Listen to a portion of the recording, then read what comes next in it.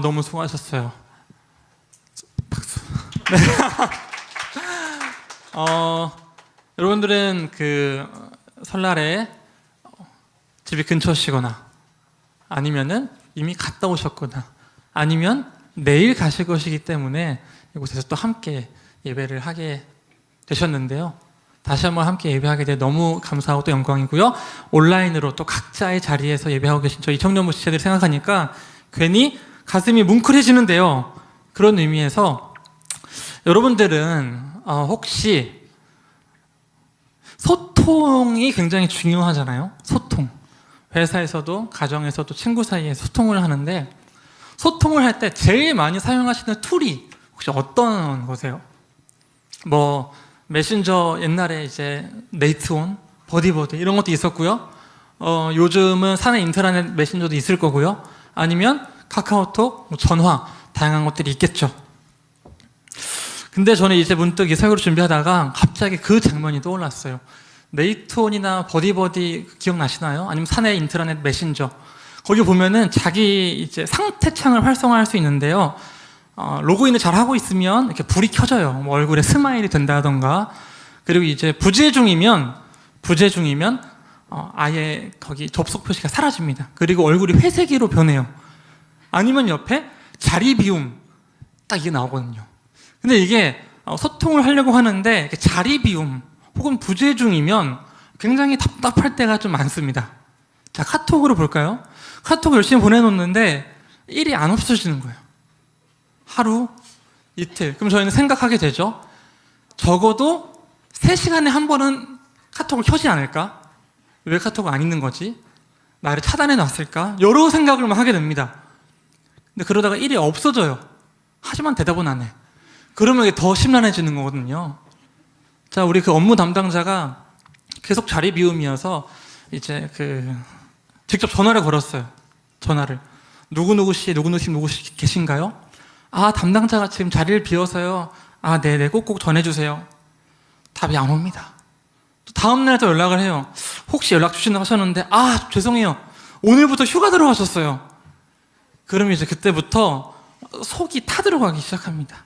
왜냐하면 기다려야 하기 때문인 거죠. 그러니까 우리가 뭔가 소통을 해서 같이 뭔가를 함께 해야 되는데 이 소통이 끊기면 심지어 소통하려고 하는 사람은 강제적으로 기다리게 돼요.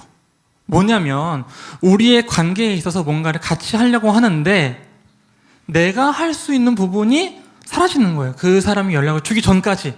그러니까 저는 오매불망 그 연락을 기다리게 되면서 연락이 길어지면 길어질수록 기분이 나빠요. 나를 뭘로 생각하는 거지? 이런 생각도 들고요. 내가 이렇게 만만한 사람인가? 이런 생각이 들고요. 아니, 누가 연락했어 봐. 바로 그럼 친구한테 야, 너가 연락해봐 한번. 모르는 번호로 연락해봐. 시키기도 해요. 지금 웃으신 분들 약간 해보신 것 같은데요. 근데 또 받아. 그러면 더 화가 나거든요. 이 관계에 있어서 소통이 단절됐을 때 느끼는 그 불안감과 그 짜증스러움은 어떻게 보면 주도권이 빼앗겼기 때문이었을 수도 있겠다. 이런 생각을 좀 하게 됐습니다.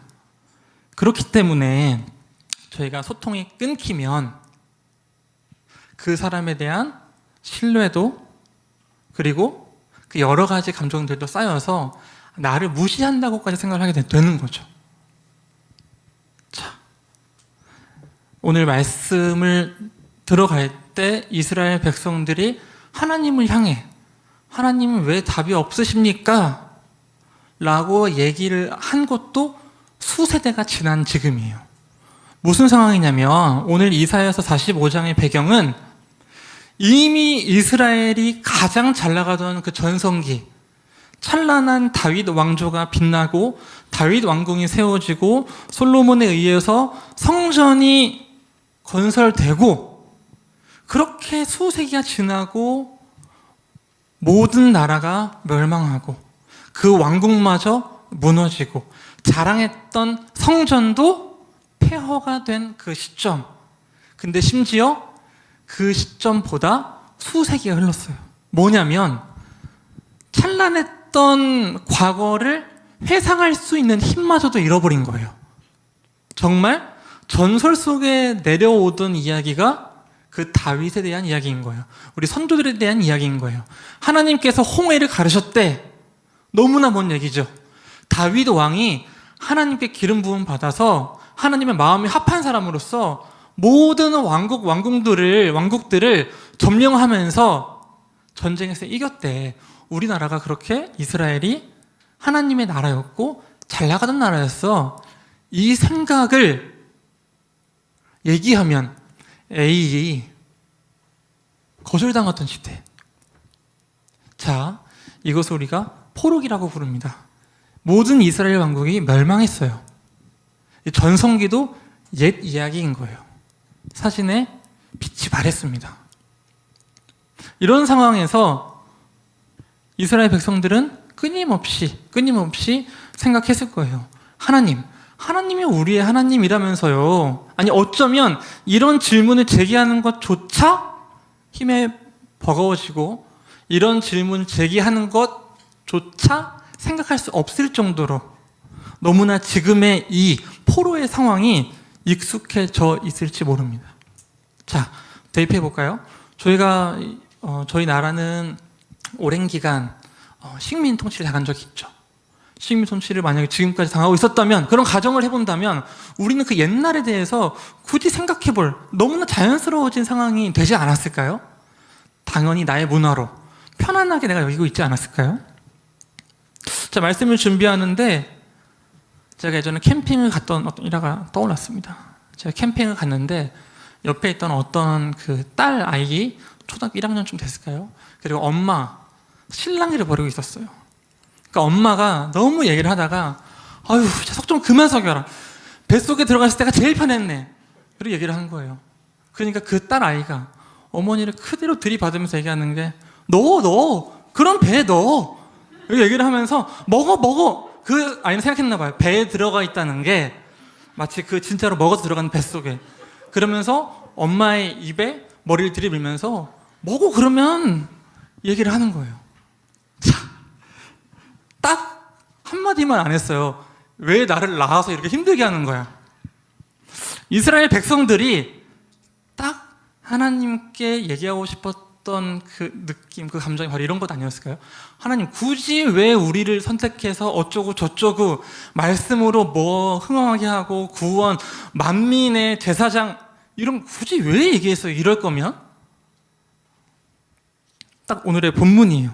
45장 9절에 보면 질그릇 조각 중 한 조각 같은 자가 자기를 지으신 이와 더불어 다툴 진대 화 있을 진저 진흙이 토기장에게 너는 무엇을 만드느냐. 참 재밌는 게 이 진흙이라는 게 히브리어로 보면은 우리가 굉장히 잘 알고 있는, 여러분이 모두가 아는 단어예요. 뭘까요? 아담이에요. 아담이 사람이죠. 창세기 1장, 2장에 등장하는 그 사람이 아담이거든요. 근데 아담을 무엇으로 만들었냐? 아담으로 만들었어요. 그 히브리어 한 단어, 어미의 끝자락 하나만 바뀌면 진흙이 바로 사람이 되거든요. 그러니까 지금 여기 진흙이라고 얘기하고 있지만 우리는 자연스럽게 이 진흙이 사람으로도 떠올려질 수가 있는 거예요. 사람이 토기장이에게, 그 사람이 자기 자신을 만든 사람에게 너는 무엇을 만드느냐 이렇게 물을 수 있다는 거죠. 그러니까 이렇게 많이 물으니까 이런 사람들에게 화가 있다 얘기를 하는 거예요. 얼마나 이런 얘기를 많이 했으면. 자, 질그릇 중 한 조각 같은 자가 자기를 지으신 이와 더불어 다투신다라고 나오죠. 다투다, 단순히 그냥 뭐 친구랑 싸우고 이런 게 아니라 불러서 따지는 거예요. 하나씩. 예를 들어서 솔로몬 왕에게 두 여인이 찾아가서 그 아이가 내 아이인지 이 다른 여인의 아이인지를 다투고 싸우죠. 이 밭이 내 밭인지 저 밭이 내 밭인지, 이 우물이 내 우물인지 저 우물이 내 우물인지 따지는 거예요. 하나님을 불러놓고 지금 따지고 있는 거예요. 변론하자는 거예요. 하나님, 당신이 무엇을 만드셨습니까? 굉장히 도발적이죠. 자, 그러면서 또는 내가 만든 것, 하나님 당신이 만든 것이 손이 없습니다. 무슨 말일까요? 내가 할 수 있는 게 아무것도 없다는 거죠.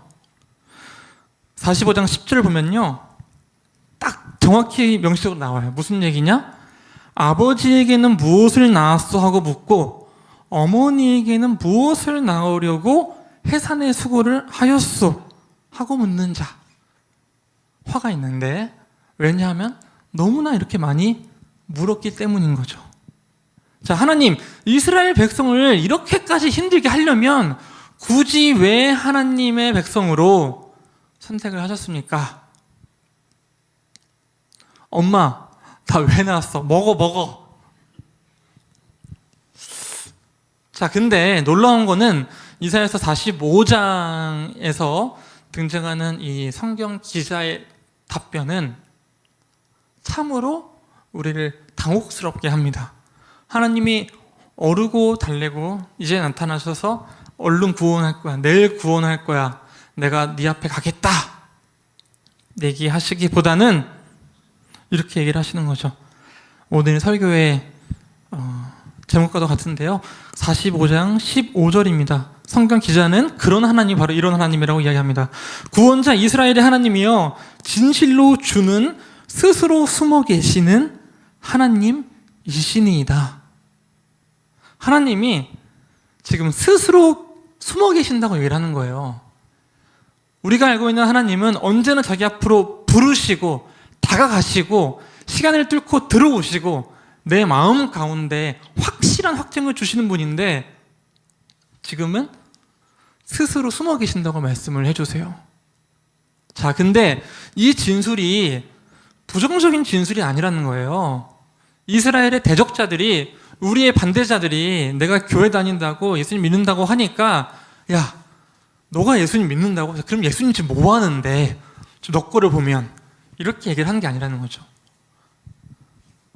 성경의 기자가 내뱉는 굉장히 신앙적이고도, 그리고 신앙의 요체가 담겨있는 하나님을 설명하는 문장인 거죠. 하나님은 진실로 스스로 숨어 계시는 하나님이시다. 도대체 숨어 계시는 하나님, 왜 숨어 계시는 걸까? 이거를 좀 오늘 같이 이야기해 보려고 하는데요, 딱 두 가지 포인트로 이야기를 하려고 해요.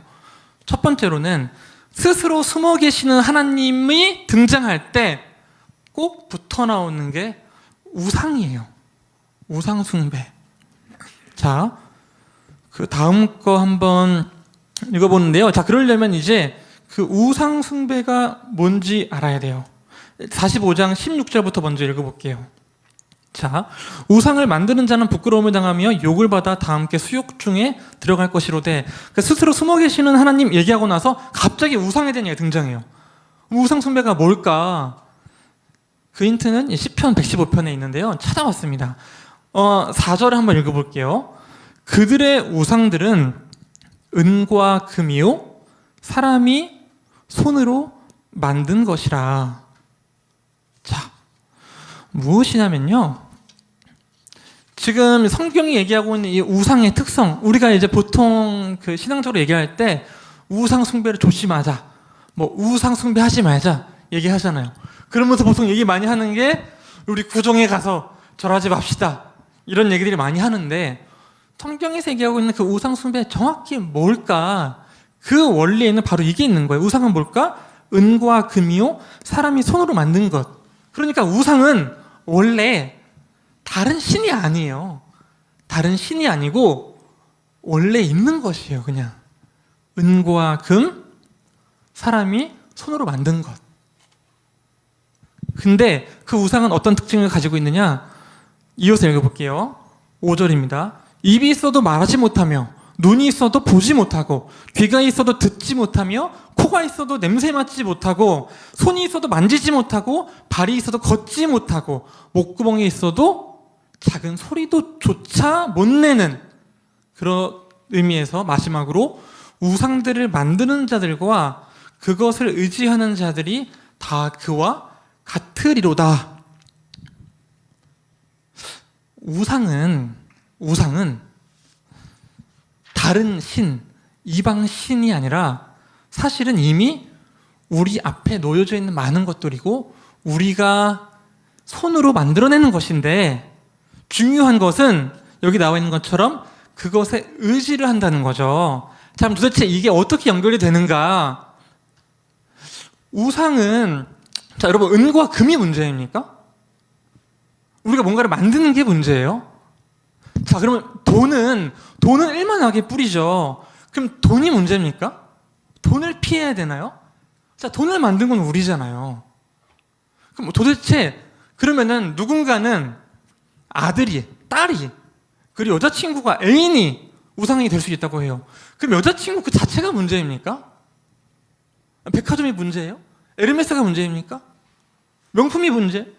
한 땀 한 땀 장인이 바늘로 만들었을 때 값어치가 올라갈 수 있잖아요. 비싼 게 문제인가요? 비싼 아파트 그 자체가 문제인가요? 비싼 차 그 자체가 문제인 거예요?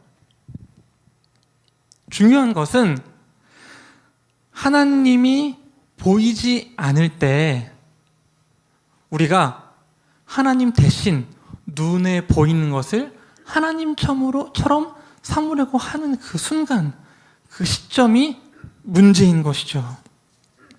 자, 떨어뜨렸네요.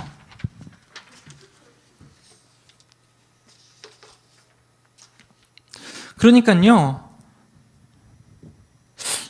우상 숭배를 하나님이 숨으심을 통해서 가지고 온 것은 지금 큰 빌드업을 하나씩 하고 계신 거예요. 이스라엘 백성들이 하나님이 보이지 않는 기간 동안 그러면은 하나님을 대체해 온 것들이 있을 거 아니에요? 그것들을 하나씩 빼낼 준비를 하고 계신 거죠. 그 첫 번째가 바로 하나님이 직접 숨으시는 거예요. 자, 여기서 그럼 우리 하나님과 우상이 뭐가 다른가를 얘기를 해볼 수 있어요. 우상은 우리가 눈앞에 확실히 보는 것입니다. 우리가 손으로 잡을 수 있고요. 우리가 직접 주머니에 넣을 수 있고요. 집에 가져갈 수 있어요. 근데 하나님은 이스라엘 백성들이 마치 자기 자신을 우상처럼 여기려고 할 때, 그러니까 하나님이 마치 그 우상처럼 단순히 내가 어떤 기댈 것이 필요한 하나의 도구로서 하나님이 이 정도는 해주셔야죠. 하나님, 이스라엘의 하나님이면 당연히 이 정도는 해줄 수 있어야죠. 그래서 이스라엘 역사를 보면은 하나님의 상징인 언약궤가 적들한테 빼앗기는 장면들이 등장해요. 굉장히 충격이거든요. 하나님이 왜 빼앗겨? 그걸 통해 알 수 있는 건 하나님이 언제나 내 손 안에 잡혀있는 우상과 같은 존재가 아니라는 거죠. 자, 우상은 아까 말한 것처럼 눈이 있어도 보지 못하고 귀가 있어도 듣지 못하고 입이 있어도 말하지 못합니다. 한마디로 죽어 있어요. 죽어 있기 때문에 우리는 그것들을 내 앞에 세워놓고 그 위에 올라갈 수가 있어요. 그리고 마치 안전한 것처럼 살아갑니다. 자, 우리가 추구하는 것들, 다양한 추구들이 있지만 그 추구가 하나님을 추구하는 것과 확실히 달라야 하는 것은 아까 처음에 얘기했던 서두, 그 주도권에 있어요. 자, 우상의 처음 시작은 주도권이 나에게 있습니다. 내가 우상을 만들고 그 우상으로 내 배를 채우려고 하고 내가 안정감을 가지려고 해요. 근데 하나님은 본인이 우상처럼 소비당하기 시작하실 때 숨으시는 거예요. 그러면서 자기의 주체성을 드러내시고요. 그러면서 우리로 하여금 주도권을 빼앗아 가시고 당신이 이야기하시는 신앙이 무엇인지를, 당신이 말씀하시는 역사가 무엇인지를 우리에게 가르쳐 주려고 하세요. 그게 무엇이냐? 바로 두 번째 질문이에요. 너의 창조주가 무엇이냐? 너의 창조주가 누구냐? 라는 질문인 거죠. 우리가 아까 토기장이와 그릇, 그리고 앞서 얘기했던 그런 다양한 비유를 통해서, 이것도 본문을 통해서 창조에 대한 이야기, 그리고 내가 사람을 창조하였다, 하늘을 펴고 하늘의 모든 군대에게 명령하였다, 이런 얘기들이 등장하는 건 하나님이 그 관계 설정을 다시 하려고 하시는 거거든요. 자, 그러니까 너가 가지고 있는 금과 은, 그리고 너가 만든 것들, 그 모든 것이 사실은 하나님의 창조물이라는 거예요. 그러니까 하나님의 창조물로서 원래 우리는 그 창조물들을 다스리는 위치에 있어야 되는 건데, 금과 은을 우리의 우상 삼아서 결국은 우리가 주도권을 가지고 오는 것처럼 보였지만, 그 끝에 가면 우상의 특징은 다시 주도권을 빼앗아가고 우리를 노예로 전락시킨다는 거거든요. 바로 이 장면이 이사야서 그 전반부에 포함되어 있어요. 이사야서 43장 8절에 보면요, 이렇게 나옵니다. 눈이 있어도 보지 못하고 귀가 있어도 듣지 못하는 누구요? 백성을 이끌어내라. 그러니까 바로 이스라엘 너희들이 그 우상처럼 됐다는 거예요. 너희들이 그 우상 숭배의 끝은, 우상 숭배의 끝은 파멸이고 뭐고 다 하는데, 그 얘기가 뭐냐면 똑같이 생기를 잃는 거예요.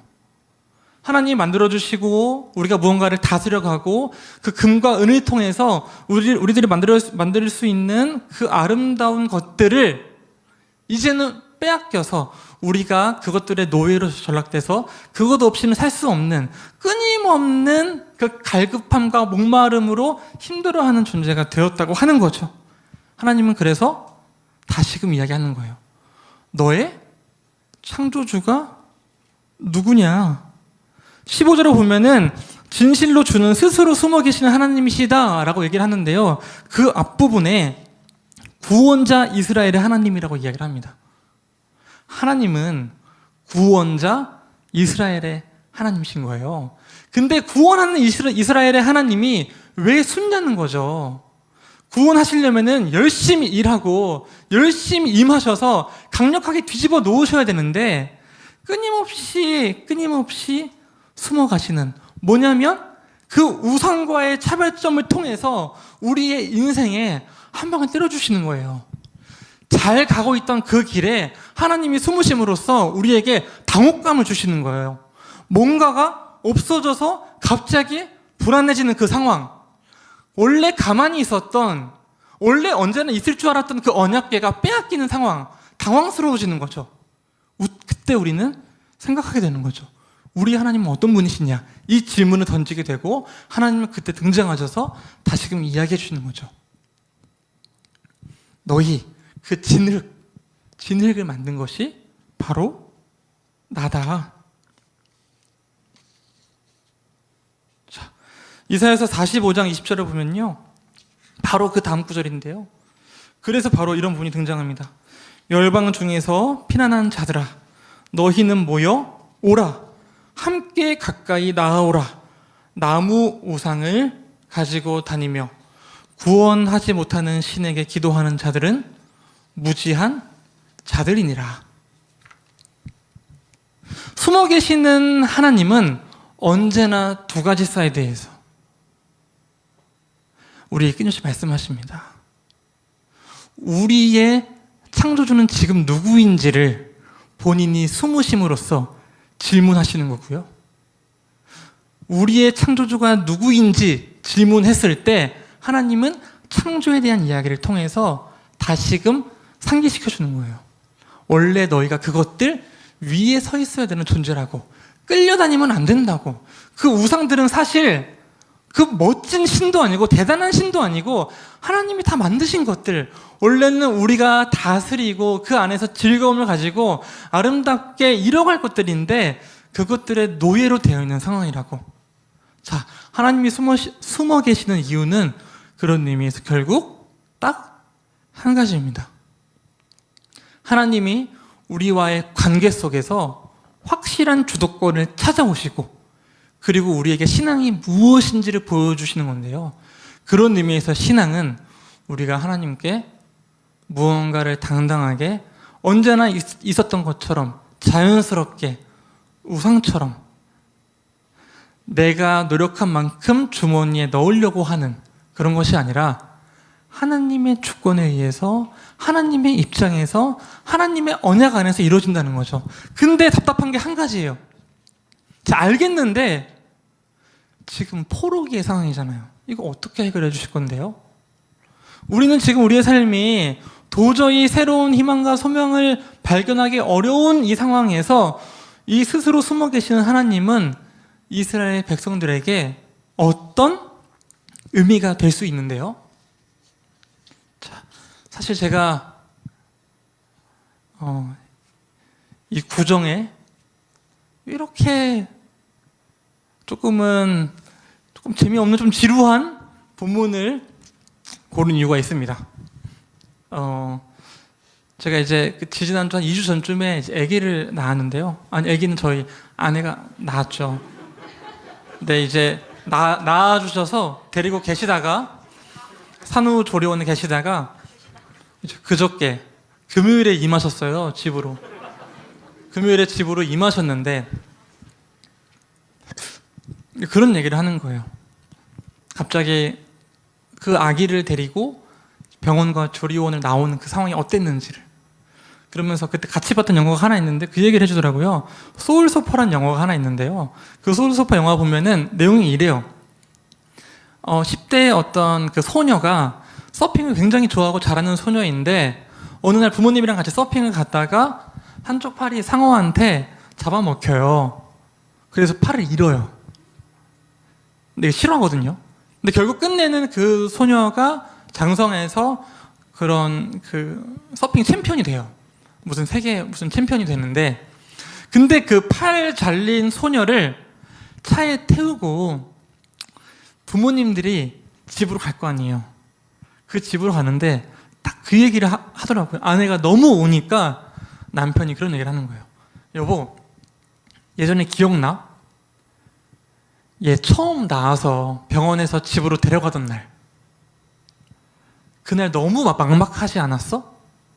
이런 얘기를 해주는 거죠. 근데 이제 그 아내가 기억나지 하니까 그 남편이 지금이 딱 그런 상황인 것 같아. 너무 막막하다. 근데 딱 이 이야기를 해주시더라고요. 하지만 우리 지금까지 잘 키웠잖아. 그렇게 막막하고 어려웠지만 잘 키웠잖아. 우리 앞으로 가서도 잘 할 수 있을 거야. 자, 그 아이가 집에 와서 나는 이 아이에게 무엇을 전해줄 수 있을까? 무엇을 내가 유산으로 남길 수 있을까? 라고 할 때 저는 이 본문이 떠오르더라고요. 숨어 계시는 하나님. 인생에서는, 우리의 삶에서는 언제나 하나님이 우리의 눈 앞에서 숨을 불어넣으시면서 따뜻한 온기와 그리고 세세한 지시로 여기 가라 저기 가라 하시지 않죠. 하나님이 숨어 계시는 것처럼, 하나님이 보이지 않는 것처럼, 그리고 삶의 꽤 많은 부분은 마치 오늘의 이스라엘처럼 포로기의 상황에 있는 것처럼 느껴질 때가 많죠. 그때 오늘의 본문이 떠오르면서 이 본문이 이스라엘 백성들에게 어떤 의미였을까? 바로 창조주라는 데 있다는 거죠. 하나님은 이스라엘을 위로하시는 가장 큰 방법 중에 하나가 자신이 창조주임을 드러내는 거예요. 욥이 고통을 당할 때 자신이 창조주임을 드러내십니다. 무슨 말이냐면요, 내가 무슨 고민을 하고 있었을 때, 영환아, 근데 내가 너를 만들었어. 기억하지? 지금 저기 하늘을 봐봐. 저 하늘을 내가 만들었어. 우리가 작은 그 약속들에 의심을 가질 때 우리가 보통 뭐라고 하나요? 야, 내가 너한테 저번에 그렇게 이렇게 와서 내가 그 약속도 못 지킬까 봐 그 답답함으로 호소하시는 심정을 아세요? 내가 예전에, 그리고 내가 저번에, 너 기억나? 내가 그랬었잖아. 내가 이 약속 하나 너한테 못 지키겠어? 자, 이스라엘이 절망할 때 하나님은 이스라엘의 그 절망을 자신의 창조주임을 드러내면서, 그리고 자신이 그 모든 것을 운행하시는 분인 것을 드러내면서 위로하십니다.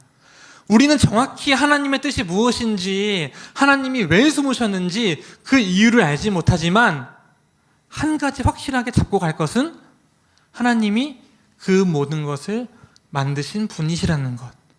그런 의미에서 우리가 하나님을 신뢰할 수 있다는 거죠. 자, 우리 마지막으로 딱 한 말씀만 더 하고 마무리하려고 하는데요. 그런 의미에서 오늘 찬양도 좀 고르게 됐어요. 시편 147편을 보면요, 시편이 되게 무의미하게 짜집기 된 것처럼 보이지만 사실 시편의 1편부터 150편까지 나름의 흐름이 있거든요. 시편 1편에는 그 다윗의 뜨거움과 청년 다윗의 느낌이 가득하고요, 가다 보면 20편, 30편 넘어가면서 고난에 막 휩싸여요. 70편, 80편, 90편 가면요, 고난의 절정에 이르러서 마치 아까 그 포로기처럼 절망하고 눈물을 흘리며 하나님께 포효합니다. 시편에 애가가 참 많죠. 눈물을 흘리는 찬양인 거예요. 그러다가 시편의 110, 20, 30, 40 뒤로 가면 갈수록 여호와를 송축한다는 이름의 그 시편들이 막 등장하기 시작해요. 그러면서 하나님의 그 창조가 얼마나 놀라운지를 얘기하고요, 그러면서 하나님의 그 약속이 얼마나 대단한지를 이야기를 해요. 읽어볼까요? 시편 147편 1절이에요. 할렐루야, 우리 하나님을 찬양하는 일이 선함이요 찬송하는 일이 아름답고 마땅하도다. 자, 2절, 여호와께서 예루살렘을 세우시며 이스라엘의 흩어진 자들을 모으시며. 지금 마치 우리 그 이사야의 상황과 같죠? 나라가 망해서 흩어져 있는 사람들 모으신다는 거예요. 3절, 상심한 자들을 고치시며 그들의 상처를 싸매시는도다. 그러다가 시선을 올리는 거예요. 4절로 가서 그가 별들의 수효를 세시고 그것들을 다 이름대로 부르시는도다. 너 기억나지? 내가 너희 이름 다 지었어. 5절로 가면요, 우리 주는 위대하시며 능력이 많으시며 그의 지혜가 무궁하시도다. 하나님 그런 분이시지 생각하시고, 6절로 가서 여호와께서는 겸손한 자들을 붙드신다. 악인들은 땅에 엎드러지는구나 확신을 하게 되고요. 그때부터 7절로 넘어가면서 찬양이 송축 터져 나오는 거예요. 우리의 현실은 비록 땅을 딛고 있는 것은 포로이고 흩어져 있는 상황이지만 감사함으로 여호와께 노래하며 수금으로 하나님께 찬양할지어다. 그가 구름으로 하늘을 덮으시며 땅을 위하여 비를 준비하신다. 산의 풀이 자라게 하신다. 하나님이 운행하시는 세계가 얼마나 정말로 잘 짜여져 있는 그 계획 안에 있는 것인지 우리의 삶도 그렇다는 거죠. 심지어 들짐승과 우는 까마귀 새끼에게 먹을 것을 주시는도다. 여호와는 그러니까 말의 힘이 세다 하여, 여러분의 말의 힘이 세다고 해서 기뻐하지 않으시고요, 사람의 다리, 우리가 현실을 딛고 있는 이 다리가 강하다고 해서 기뻐하시는 게 아닌 거죠. 우리가 다리를 강하게 해서 이 포로기의 상황을 넘으려는 것이 아니라 우리가 바라봐야 할 것은 딱 정해져 있는 거예요. 그게 뭐냐면 11절, 여호와는 자기를 경외하는 자들과 그의 인자하심을 바라는 자들을 기뻐하시는도다. 이 인자하심이 히브리어로 헤세드인데요, 헤세드는 하나님이 인자하다, 너그럽다로 끝나지 않습니다. 너그럽다가 아니에요. 오히려 충실하다. 뭐냐면 하나님이 여러분과 하신 약속, 이스라엘과 하신 약속, 지금은 마치 지켜지지 않는 것처럼 하나님이 숨어 계시는 것처럼 보이지만 그 약속을 충실하게 신실하게 지키신다. 우리는 그 약속이 있었더라도 하나님은 그 약속을 잊지 않으시고 나타나신다는 거죠. 그래서